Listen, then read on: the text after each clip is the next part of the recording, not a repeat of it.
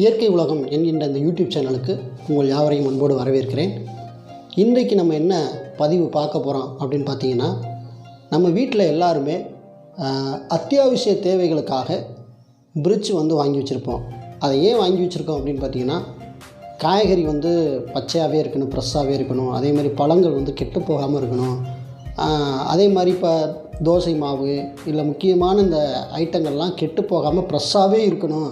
அப்படிங்கிறக்காண்டி நம்ம இந்த பிரிட்ஜ் வாங்கி வச்சு நாம் யூஸ் பண்ணிகிட்ருக்கோம். ஆனால் அதில் எதை வச்சு எடுக்கணும், எதை வைக்கக்கூடாது அப்படிங்கிற ஒரு விழிப்புணர்வு மக்கள் மத்தியில் இல்லாதனால பல வியாதிகளை நாம் சுமந்து திரிய வேண்டிய சூழ்நிலைக்கு தள்ளப்படுறோம். குறிப்பாக பழங்கள் அப்படின்னா அதில் எந்த பழத்தை பிரிட்ஜில் வைக்கணும், எந்த பழத்தை வைக்கக்கூடாது அப்படிங்கிற விஷயத்தை நம்ம தெரிஞ்சுக்க வேண்டிய அவசியமாக இருக்குது. அதை குறித்த காணொலி தான் நம்ம இன்றைக்கி பார்க்க போகிறோம். கடைசி வரைக்கும் வீடியோ ஸ்கிப் பண்ணால் பாருங்கள். அப்போ தான் நம்ம சொல்லுகிற தகவல் உங்களுக்கு எளிமையாக புரியும். சரி, வாங்க வீடியோக்குள்ளே போகலாம்.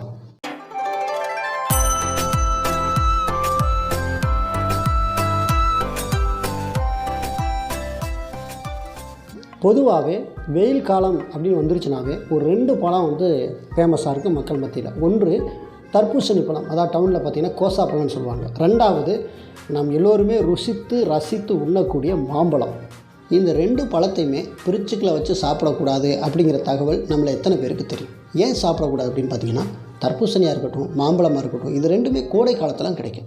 கோடை காலத்தில் தான் அது உருவாகி நமக்கு பயனை தருது.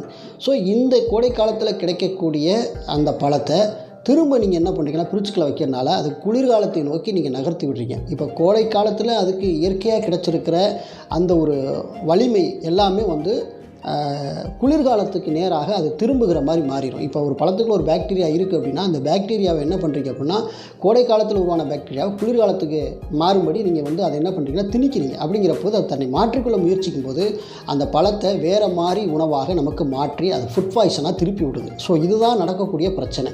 இப்போ தர்பூசணியும் ஏன் உள்ளே வைக்கக்கூடாது, மாம்பழத்தையும் ஏன் உள்ளே வைக்கக்கூடாதுங்கிற காரணம் உங்களுக்கு புரிஞ்சிருக்கும் அப்படின்னு நான் நினைக்கிறேன்.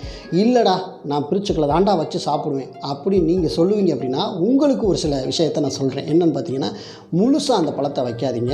நீங்கள் வைக்கணும் முடிவு பண்ணிட்டீங்கன்னா, முதல்ல அந்த 2 பழத்தையும் எடுத்து நல்ல குளிர்ந்த நீரில் அதை கழுவி அதை பீஸ் போட்டு நீங்கள் என்ன பண்ணீங்க, நீங்கள் உள்ளே வைக்கணும். அந்த பீஸ் போட்டு வைக்கும்போது நீங்கள் என்ன செய்யணும்னா, ஒரு டப்பாவில் போட்டு இறுக்கமாக மூடி அதை வச்சிடக்கூடாது, ஃப்ரீயாக விட்டுருங்க. அதோட இன்னொரு விஷயத்தை நீங்கள் கரெக்டாக செய்யுங்க. என்ன அப்படின்னு பார்த்தீங்கன்னா, இப்போ மாம்பழத்தையே பீஸ் போட்டீங்க, தர்பூசணியை பீஸ் போட்டீங்க, இது 2ஐயும் ஒன்றா சேர்த்து ஒரே பாக்ஸில் போட்டு நீங்கள் வச்சிடாதீங்க.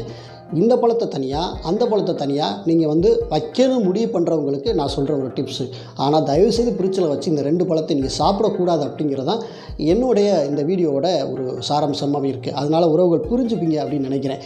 எப்படி அப்படின்னு பார்த்தீங்கன்னா, இப்போ பெரியவங்க சாப்பிடக்கூடிய உணவை குழந்தைங்களுக்கு கட்டாயப்படுத்தி திணிச்சா என்ன ஆகும் அப்படிங்கிறத நீங்கள் புரிஞ்சுக்கணும். அதே மாதிரி தான் கோடை காலத்தில் நம்மளுக்கு பலன் தெரியக்கூடிய அந்த பழங்களை நம்ம குளிர்காலத்துக்கு நோக்கி நகர்த்தணும் அப்படின்னா அதன் விளைவு என்னாகும் அப்படிங்கிறத நீங்கள் முதல்ல புரிஞ்சுக்கணும். ஸோ இதெல்லாம் நீங்கள் புரிஞ்சுக்கிட்டு இனிமேல் இந்த தவறை நான் செய்ய மாட்டேன் அப்படின்னு நீங்கள் முடிவெடுப்பீங்க அப்படின்னா உங்கள் எல்லாருக்கும் என்னுடைய பாராட்டுக்கள். இது போன்ற நல்ல தகவலை தொடர்ந்து நம்முடைய சேனலில் ஒளிபரப்பிட்டே இருப்போம். நம்முடைய சேனலோட இணைந்திருங்கள். உங்களுக்கு இந்த வீடியோ பிடிச்சிருந்துச்சுன்னா மறக்காமல் நீங்கள் என்ன செய்யுங்க, கமெண்ட் பண்ணுங்கள். மற்றவங்களுக்கும் போய் சேர்ந்துச்சிங்க, காணொலியை பகிருங்க. மீண்டும் நல்ல தகவலோடு உங்களை சந்திக்கிறவர்களே, நன்றி.